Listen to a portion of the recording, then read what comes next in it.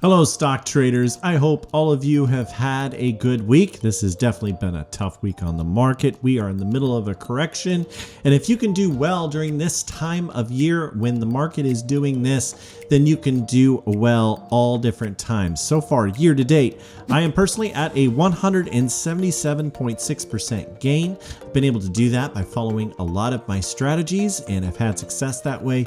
It is very, very difficult to have success without a strategy, so if you don't have one, you need to get one. I say that only to say this: I am not a financial advisor. Of course, you need to do your own due diligence and be responsible for your own trades. But if you are looking for a group of investors that really tries to help each other, we have a link in the description down below. Please check it out for only $27 a month. You can be a member of our basic room, and there you get our insider swing play and our PDUFA run-up plays, and boy, those have been very successful. Anyway, we would love to see you there and hope you will check it out.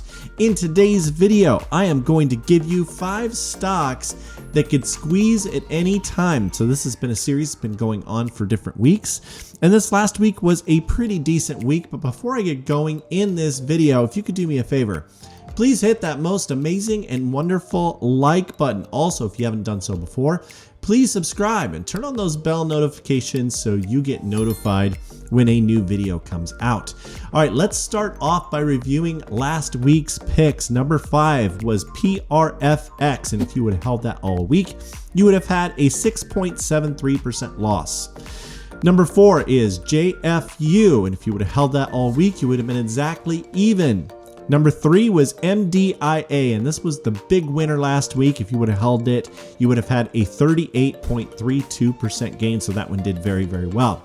Number 2, wafu, and if you held that all week, you would have had a 3.45% gain, so that did decent. Then number 1 was frhc, and if you would have held that all week, you would have had a 1.60% loss. So 2 out of 5, 40% win rate. Now, this strategy typically does not have a very high win rate. 40% is just about normal, but it's about having that big pick throughout the week. We got that this last week. And so if you had even dollar amount in each and every one, you would have finished with a 6.69% gain on average on each and every pick. And so let's get you a new list to help you be successful in the coming week. And here we go. Now, all these picks from this list are different than from last week. So last week we had a couple that carried over. That is not the case this week. So number 5 is DTSS, and this is DataC is incorporated, and they have an 8.33% short percentage, a 95.91% borrow fee rate, extremely expensive to borrow shares to short the stock, and a 0.48 average days to cover on this. I was able to get in at $2.12. You are watching this Friday morning.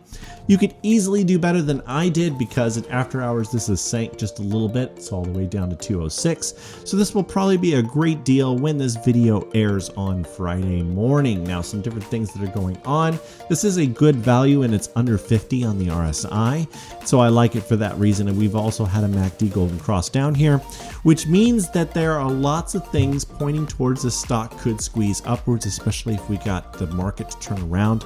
That would really be great. All right, let's go to number 4. Number 4 is America Virtual Cloud, ticker symbol AVCT. And listen to these stats. So 10.28% short percentage, then also 4.62 average days, which is really high, which means a squeeze could really get out of hand if this did begin to squeeze. 96.01% borrow fee rate, so this is very expensive to borrow. So there shouldn't be new people coming in short on this. Most people will be scared away by that big borrow fee rate. Anyway, this is looking good for a squeeze upwards. It is a phenomenal value in that it's below 30 on the RSI. We just had a MACD golden cross down here.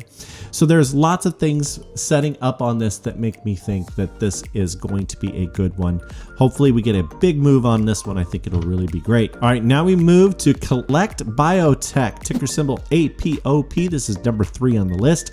It has a 30.56% short ratio, and this one has had some big spikes in the past, and we could see another big spike this next week. Why? Because it has a 101.77% borrow fee rate, an average of 0.14 days, average days to cover. And that big 30% short percentage should really push this upwards. And so my average in this is $18.28. I could see a big spike coming here soon, and momentum is just starting to improve, but the RSI is still in good shape at 43.9, so it's still a good value. Anyway, APOP could really pop this next week. This should be a really good one. All right, number 2 got a little bit of a spike on Thursday, and so this is going to be a tougher one to enter, that's for sure. And this is WEBR Incorporated, ticker symbol WEBR. This is number 2 on the list because it has a 218.33% borrow fee rate. It's extremely expensive. Also a 25% short percentage and a 6.06 average days. So this could get crazy. This is one I really like the best out of everything on this list, and I know it's number 2 only because number 1's stats are better is the only reason why number 1 is number 1, but I like this one a little bit better, and I think we're going to see a better move on this one. My average in it is $16.98. You should be able to get in for a good average. Hopefully you can get this for a good deal on Friday morning. We shall see, but this is one that could really squeeze and move upwards and should be very successful for us. All right, number 1 is IRNT, ticker symbol IRNT, and they just announced an offering, and so this stock had a big time plummet in after hours all the way down to 1408. This should be a good deal for you to pick this up. I like it because it has an 810% borrow fee rate. That is crazy. So I would suspect now that we've had this move downwards that all of those the people that are short on this will want to cover probably sooner than later, and so we can see this one really bounce back. We have a previous high all the way up here at 47.50.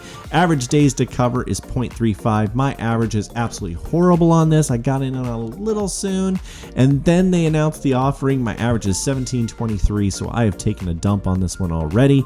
This is not good, but it looks like it came down to that 50 SMA, and then this is a good place for it to bounce upwards, and just about everyone should be covering probably on Friday morning, and so you might be able to catch a deal on this one. This will be great right when this video starts to air.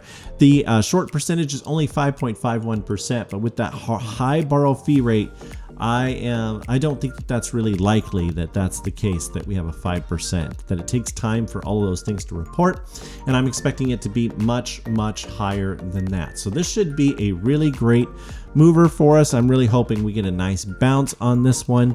Anyway, I wish all of you the best on the stock market. And if you like this list, please let me know in the comments section down below. I'll try to keep the content coming.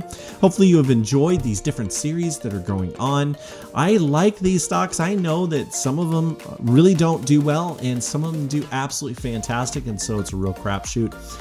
But the thing to do is definitely to be in all of them in equal amounts, because you don't know which one's going to go big. I don't know which one of these is going to go big. All I do is that I have and find stocks with all the stats that it could happen, and usually one of them really does.